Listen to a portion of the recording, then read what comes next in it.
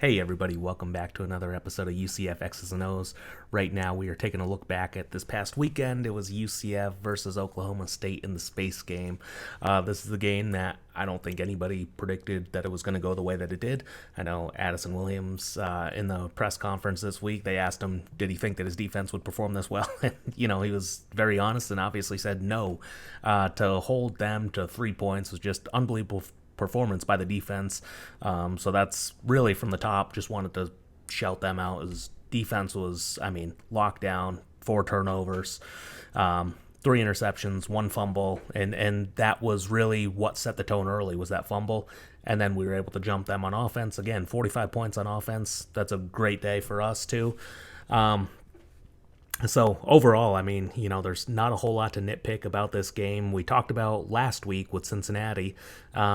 We saw definite improvements with the defense, right? I know we let up 2 100-yard rushers individually, but they hit a few long pop plays, and that was something where it felt like we were really getting a lot of stuff cleaned up. Again, we had, I think, 9 tackles for loss last week. We had a bunch of sacks. Now, we didn't have as many sacks this week, but that's also partly because they weren't able to throw the ball as much. So a lot of the time, they were going to be relying and leaning on their running game, and then obviously the rain came.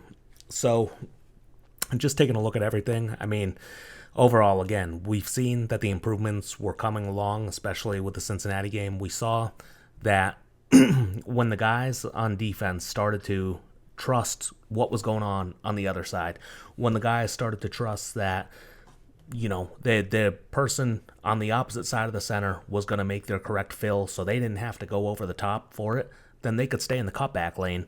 And that was huge. It's been a whole thing this entire year. To me, what I've seen is very good individual defensive players, but not always playing as a complete unit.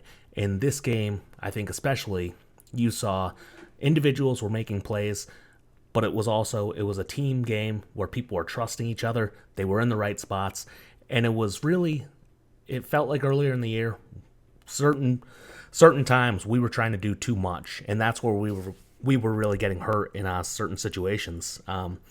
Certain times you end up trying to over leverage or overreach or just fill the wrong gap because you think that the other guy isn't making his way over there. And unfortunately, it's one of those things with so many moving variables. It's not your job to do that. You have to fill your specific position. You have to fill your specific job. Bill Belichick mantra, do your job. And that really is, team defense and trust, and that's huge when you're trying to get there. Then obviously everybody rallying to the ball and then making a tackle, and our tackling this game was just miles better than it ever has been all year. So this week I think we let up, it was under 60 yards rushing. I want to say it was 50 something. Ollie Gordon II, he was around 25 yards total for the game. I think he had negative rushing yards in the first half, and it was getting those turnovers in the correct times, getting those turnovers when we really needed them. And then, obviously, the offense was really setting the tone early and often. We got a great drive to start the game. We score. We get the turnover. We end up getting a score again. and again, trying to take out a running back out of a game, that's one of the best ways to do it is, when you're playing Navy, Army, and any of these teams that are going to be run heavy, or obviously Oklahoma State too, if you can get them down by multiple scores.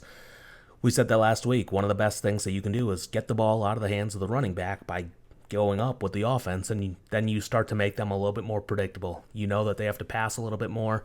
You can start to get some of your better pressures out on defense. You can start to get some of those pressure calls, certain coverage calls, lighter bodies, guys who are better in pass coverage.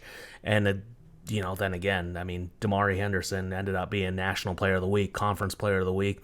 Back-to-back weeks we had Conference Player of the Week, 1 on offense, 1 on defense, and it was well-deserved. He alone had 3 turnovers in the game. It was fumble recovery, 2 interceptions, I think 4 tackles. And to see that he's progressing like that, to see that he had such a big game, and again, he's only a sophomore, and his twin brother, I believe, unfortunately, was hurt. But just the young nucleus we have on defense with the guys who are playing meaningful reps, the guys who are very, very good, the guys who are going out there being playmakers. I said it online this week that when I was watching back the game, I think that we have a very, very good potential to have a very good defense next year. And then if we, I'm not sure what the quarterback situation is going to be, if we're getting a transfer or whoever's going to be the starter, but if we can get consistent quarterback play and not have a big injury to the starter again, like we did this year, we have a chance to have a very, very good defense next year. And I think that that's something that's really encouraging, because that was kind of in certain aspects, certain games this year. I mean, missing that defensive piece would have been helpful. And then obviously when we needed certain points and stuff too this year on offense, it unfortunately wasn't always as smooth without a healthy quarterback. So overall, just super, super encouraged with what I saw this game. And we're going to take a look at some of these plays right now. Not going to go super in depth just because it was such a one-sided game. I think that just as far as UCF, the opponent, the ranking, what it meant, where we were in the season, I do think that this is probably the most dominant performance in football history. Now, we've beaten lesser opponents by more. At Temple last year, the space game, it was 70-something. But to beat a quality opponent, to beat an opponent who was top 25, they were ranked number 15, to beat an opponent who nobody gave us a chance against, to beat an opponent that that everyone was expecting their running back to be the one who was leading the show. And then R.J. Harvey stole the show with 200 yards rushing, JRP almost 300 yards passing. The offensive line was just doing everything that they wanted to against the Oklahoma State defensive line. So again, that was just one of those things where we were doing what we needed to, what we wanted to, and there's really not a whole lot to nitpick. Again, it's one of those things where things went so well that you hope that they continue to go, but you obviously know that it's not realistic to get 4 interceptions a game. You obviously know it's not realistic to hold everybody to 3 points, to hold everybody to less than 60 yards rushing in a game. And it's not realistic to score 45 points in a game either and get almost 600 yards of offense every single game. But when things are clicking, you can clearly see we have the potential all over the field. 2 more games left, obviously still fighting for bowl eligibility, going on the road this week. Texas Tech, they're going to be a challenge as well. They also have a very good running back as well. So I would think that game plan is going to be somewhat similar, and hopefully we're able to continue and bring on that same energy and do the same things that we need to on defense, and obviously continue on offense, keep finishing those drives. Red zone, I think we were 5 for 5 in the red zone this week. And again, we weren't missing those opportunities. We were converting when we needed to. We stopped the conversions when we needed to. And that was just the most encouraging part of it all, is that it was finally all clicking and we were finally starting to peak at the right time. And so again, hoping, keep it together. Expect that there is going to be some regressions in this stuff, just because you obviously can't keep this up for, an entirety. You can't do this all the time, but just want to enjoy it while we have the opportunity.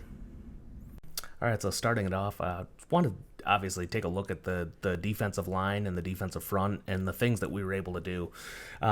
Just very dominant performance. Lee Hunter was out there just making plays all day. Lee Hunter, he also almost had an interception, which just would have been one of the greatest plays just ever for a big guy out there.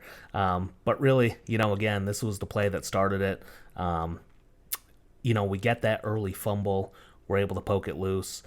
And again, it's guys being in the right position, guys just doing their assignments. So it was huge to get us the ball back in that situation.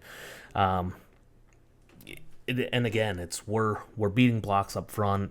It wasn't always just quickness. It wasn't always just speed. It was a combination of things. We were getting to the right positions. We weren't really having to, to sell out, all out, and to do everything. I mean, a lot of the times we were winning up front. And that's ideally what you're doing. We talked about this, how we don't want to live and die in a world where we have to just keep blitzing and keep bringing second and third level pressures if we're going to get stops on defense.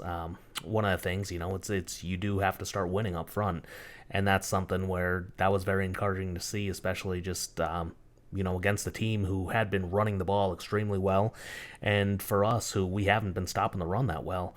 So it was just a very nice job all around by the guys.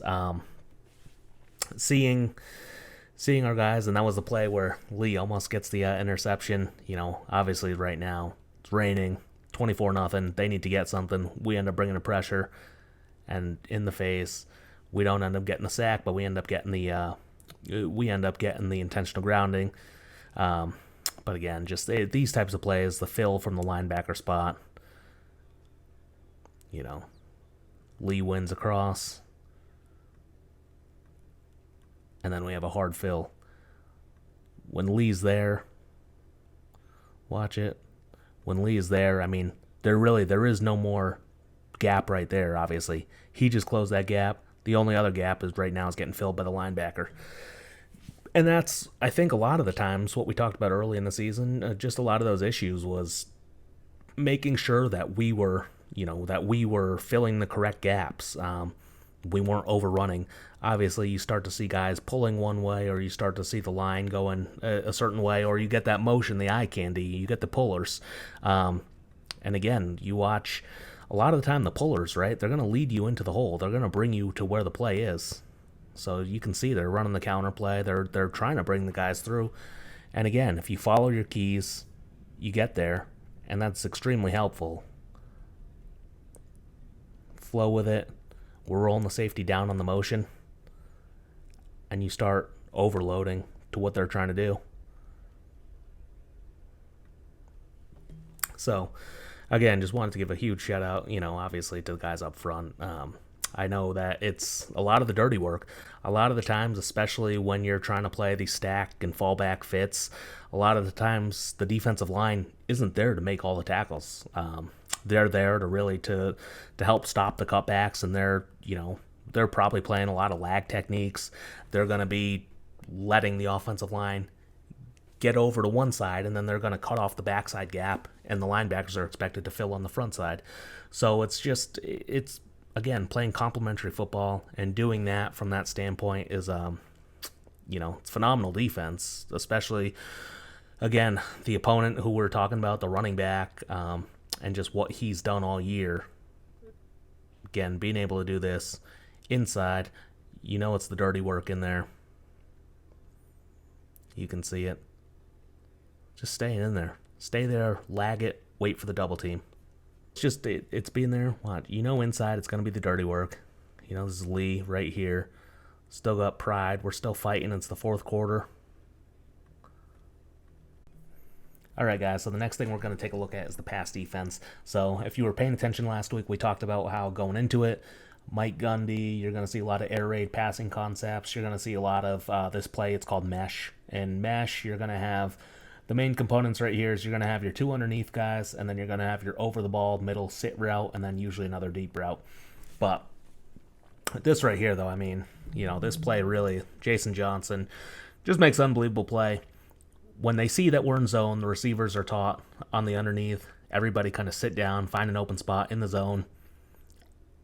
Right now, the quarterback thinks he's going to have the open zone. He thinks that he's going to be going with the cross right there. And then just that being able to tip it up, defensively, call that a tip drill. But again, it's now you're in zone. And that is the one benefit of playing these spot drop zones, is that you can get your eyes on the quarterback. You're not with your back turned. So it does give you opportunities for interceptions. Again, you have another crossing principle. Quarterback starts to float a little bit high, and then this is one of those opportunities where it ends up being a little bit of a high ball. But I think that's part of it too, is you start to rattle the quarterback. As soon as you start to make a few of these plays, you start to get them in a bit of a hole. Then you start to see quarterbacks start to press. Again, just another play. I think all three of the interceptions, were all tip passes. DeCorian Patterson had a very good game. He was doing a very good job on the outsides. Corey Thornton, again, is somebody who I've praised week after week after week, and I've said week after week that I think that our pass defense is very good. I think that we can cover guys phenomenally, especially on the outsides. And the main issues that I've seen is sometimes we get a little bit out-leveraged from the insides, and that typically is going to happen, especially when the offense knows what kind of leverage you're playing. they're going to purposely run routes, and that's one of those things. On defense, you can't cover every single route. That's just one of those things. It's what you're giving up, especially, say, in this game, we acknowledged it. We were playing a lot of cover 3 when you saw the guys catching in the curl flat window. And that's just one of those things where you accept that those are the plays that you're going to end up giving up. But that's why you also have your change-up calls. This is the one, I mean, skill-wise, Corey Thornton, not getting nervous. It's one-on-one. I mean, you have no help right here. It's just you and the wide receiver. Your back is turned. At this point, instead of trying to turn, and a lot of guys, you see them start to panic and they start to try to do the backwards, behind the head interception type deal. I mean, that 99% of the time is never going to happen. But what you can do is play through the receiver, right? Play through the hands, try to rip the hands out, and that's where you can end up breaking up the catch. So you might not be in the greatest position, but as long as you stay what we call in phase, you can help rip away the ball. Again, just staying close to routes. It was a phenomenal job, especially just on the outsides. But then on the inside too, it's getting our hands up, being in the correct lanes where we need to be. 3 deep zone. It's probably the oldest one of the oldest coverages in football. They've been playing that since the beginning of time. But it was our ability to, again, be in the right positions, not go with the bait, not go with, hey, when they start to run these crossers, you're not getting out leverage. You're not going outside of the window that you're supposed to be in. You're staying in your zone. You're picking up where you need to pick up. And then that's going to force, again, the offense, they're going to start to press a little bit. When you're doing the correct things is honestly sometimes a little bit more surprising to an offense. They're usually expecting, hey, if we're going to run this play, we're going to run this type of pick, we're going to run this type of cross, then we think that we're going to have these guys open. Well, if you play the correct defense, obviously, then there's not really a window to go to. That window becomes very, very tight, and you don't expect these quarterbacks to be able to consistently make those tight window throws. And that's why, I mean, college and the NFL, you see there's a huge difference between quarterback play, and the windows get very, very tight. And if you can continue to keep those windows tight in college, a lot of the quarterbacks just, you see, especially as he started to get a little bit rattled, the rain didn't help, he's not going to make a lot of those easy throws. And that's, again, it's 18 to 20-something-year-old kids. That's something where you see the mistakes happen, especially when guys tend to be open. But play your technique. Squeeze them out. Keep pushing them to the sideline, catch up, and don't try to turn and do that backwards interception thing. All right, the next thing just want to talk about, obviously give a ton of kudos is to the offensive line. Almost 600 total yards of offense. RJ Harvey over 200 yards. Again, this is something that we talked about last week, Cincinnati. If we were going to nitpick the win, we were going to say that, maybe just not always holding every single block as long as we could have or should have. I mean, this is just, it's a great example. One, obviously, it's opening up the hole to the point with its split zone. We're running over to the right, and then we talked about the big kick, the big cut back is where you're going to hit a lot of these home run plays. Now, when we're running that, the slider across, we run holler across, with JRP running that fake, you see the safeties coming down.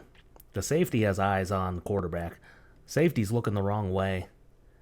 And now as soon as we're able to hit the cutback lane, now it's out the gate, 92 yards. Clearly longest run RJ's history. I think it was actually the longest run that Oklahoma State's ever let up in their school history as well. Again, just great job holding on to the blocks. I know obviously they're fighting across, but it was a great job. Then obviously downfield blocking again. Javon getting in the way, but doing the smart thing, not getting the penalty, not blocking against the grain. Again, just this is another one of those O-line plays. We did this. We tried to do this against Tulane last year. We didn't get the penalty, but obviously the play worked out because we got a pass interference. We should have done this against Cincinnati, I think twice. And then one of the times we ended up getting the incompletion because the guy got back on sides in time. But the typical situation in this is, you have to check with me. You see we're at 17 seconds, 18 seconds. We're still doing the check with me to the sidelines. Are we going to run the play, get a new play, that type of deal, depending on how the defense adjusts to the motions. Luckily, we see it, and, luckily we have very experienced. That's where I want to back up as well. Obviously, playing the shuffle game again at center. Having a brand new center, obviously not easy. Having a brand new center who hasn't played center for us, that's even more impressive. And just, again, shuffling guys. I mean, this is, I think, the first combination we've had of all 5 of these guys in their positions from, tackle to tackle. And so to have the wherewithal to see that, to understand it, and then snap the ball on the freeze call.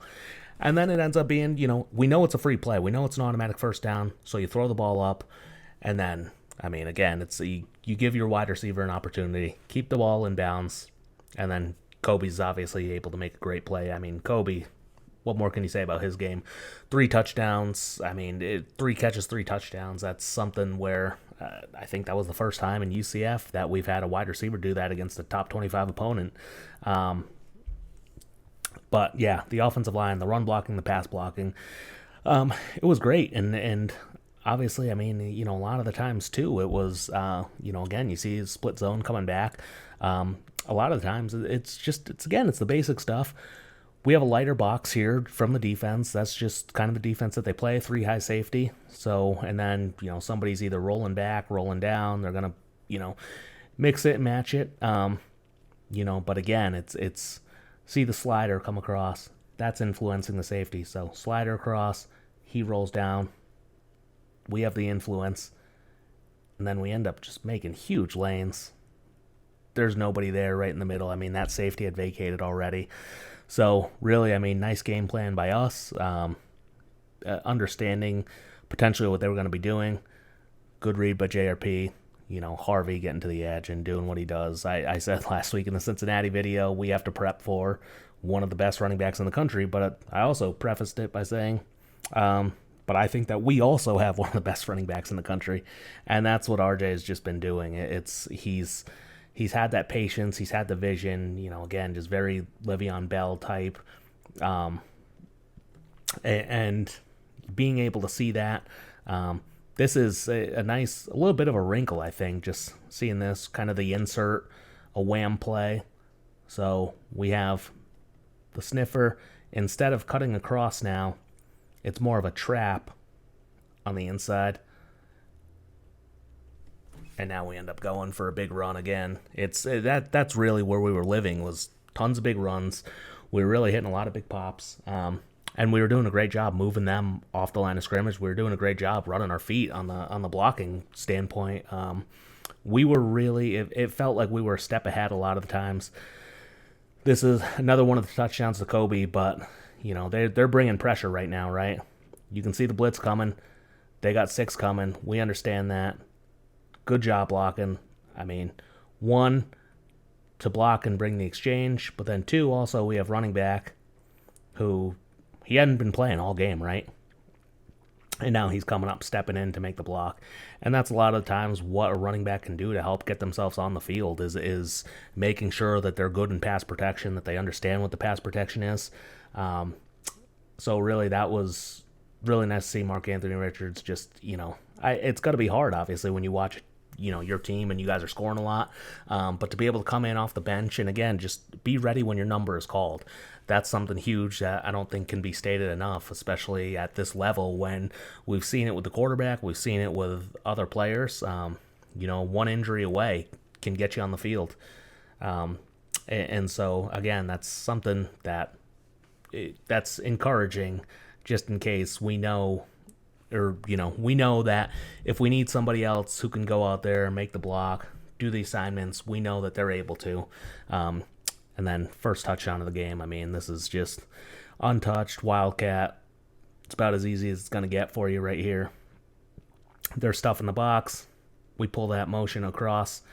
Safety goes with it. But again, the blocking was so good up front. We didn't have to do a whole lot. That was just a walk-in right there. Yeah. This is the little fake, the motion across. act like we're going to be running a little outside zone speed sweep, and then we have counter back the other way. But again, just offensive line, very, very good job of getting out there. Offensive line doing what they need to do. Now, if I had a concern, say, going into the next game of just even, maybe not even trying to replicate the pure numbers, but, the fact is we're probably not going to get another 92-yard run. I mean, that's just not likely to happen. Hopefully we're not in the situation where we need a 92-yard run. Hopefully, we're outside of our own 10-yard line and everything like that. But we did have obviously some negative plays that got us in the backfield a few times, and that's going to happen too against when you play a defense who's playing that odd front, odd structure, 3 high safety. They're usually going to be blitzing or bringing a pressure from somewhere second or third level, and we're not 100% sure where that pressure is going to come from. So a lot of the time, that is going to be something that they're doing to confuse you. They're doing that to create those extra pressures, and so we're not 100% sure where they're coming from. So again, those things are... that's why they were able to create some of those negative plays, and we're not going to just bust out for the 92-yard play every single week either. But if we can stay consistent, I think that if we, if we can just continue to keep building off this, build off the Cincinnati game, build off of this game, again, obviously hold the blocks, let RJ do his thing, let all of our running backs and the wide receivers and getting the ball out to the playmakers is huge for us. And that's obviously something that we need to continue. All right, next thing just want to talk about is with our pass game. Overall, what more, Kobe Hudson, 3 touchdowns, Javon Baker, huge game receiving. Xavier Townsend starts us out with the home run shot, and then JRP was just, I think that this is probably his best throwing performance that we've seen. Maybe not the best statistically, but just the accuracy, the decision-making he had. And that's really what I thought was super, super encouraging, was I thought this was probably the best decision-making that I can remember seeing out of him. And just the ball placement on most of his passes was just unbelievable. I mean, we already showed the freeze play where you just throw the ball up and you give the wide receiver an opportunity inbounds.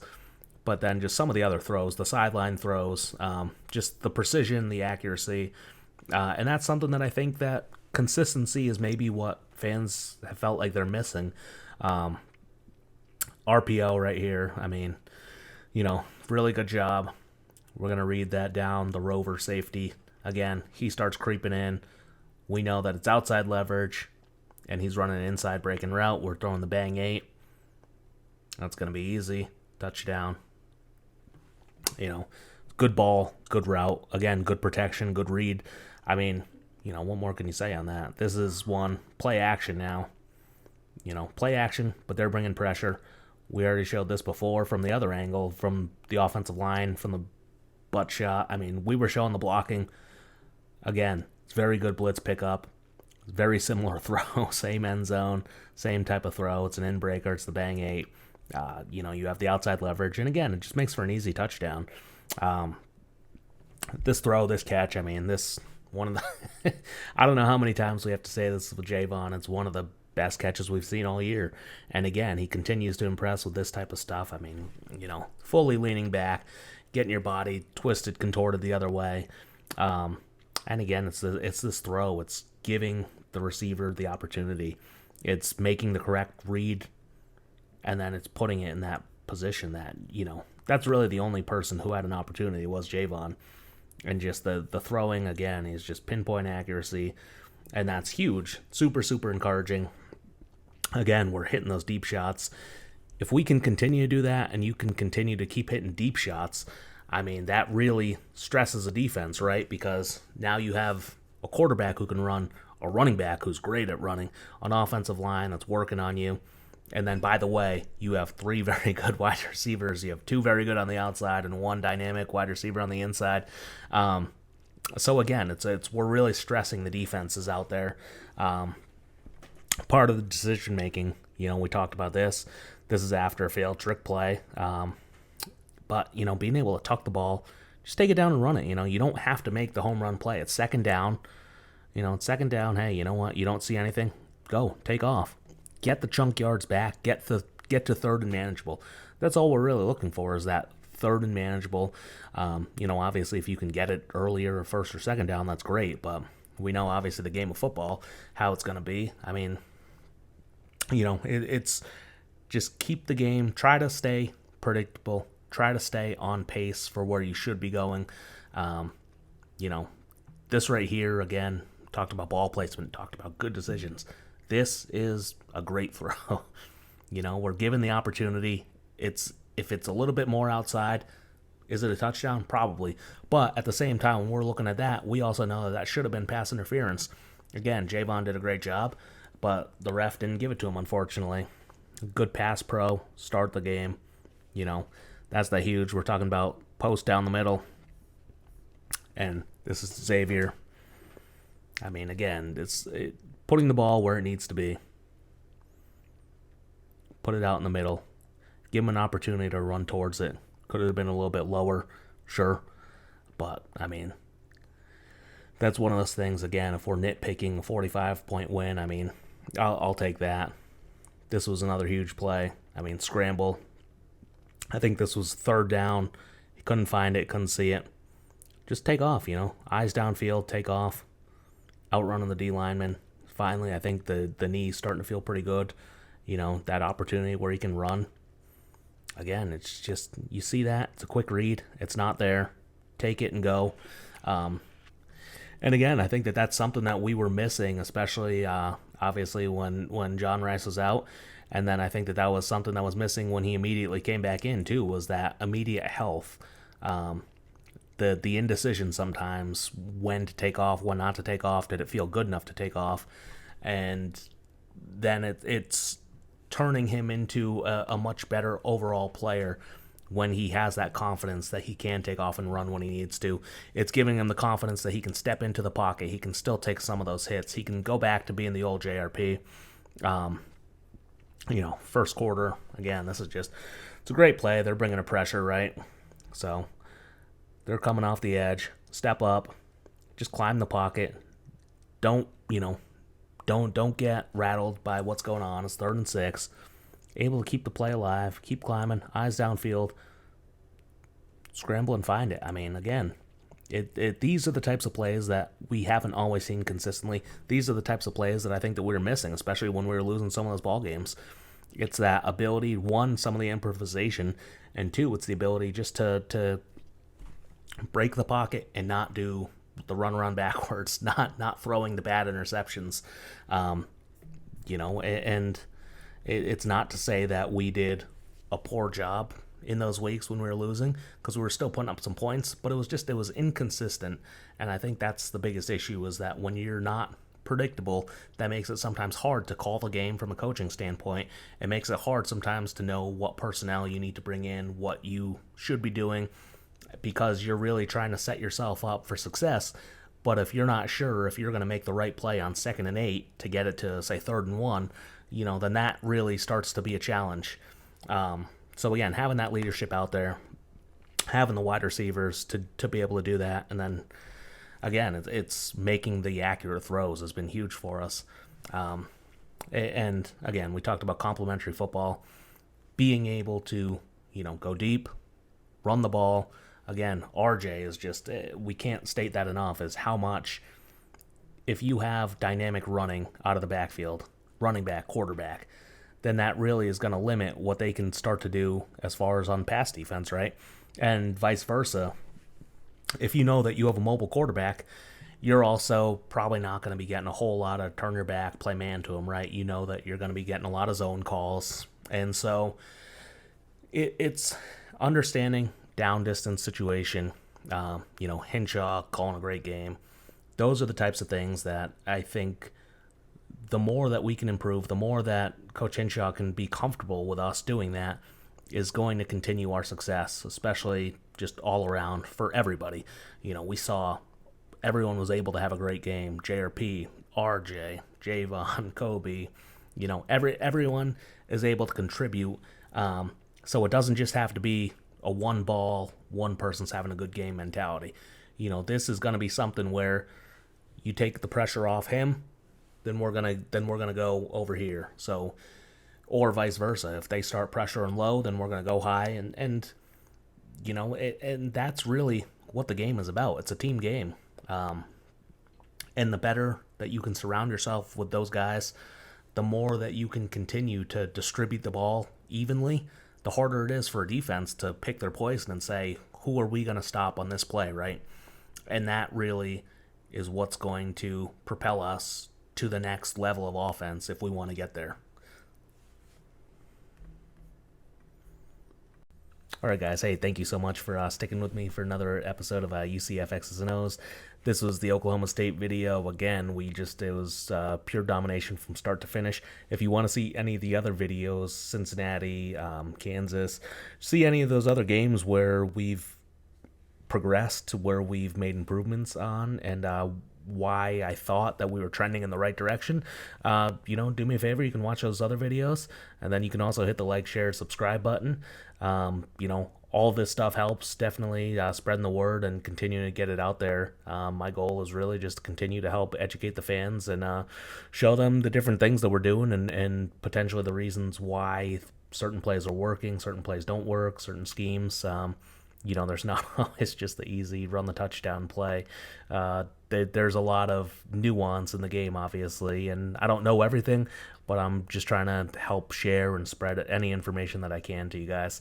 So, again, thank you guys so much for watching. Really appreciate it, and talk to you guys soon after Texas Tech.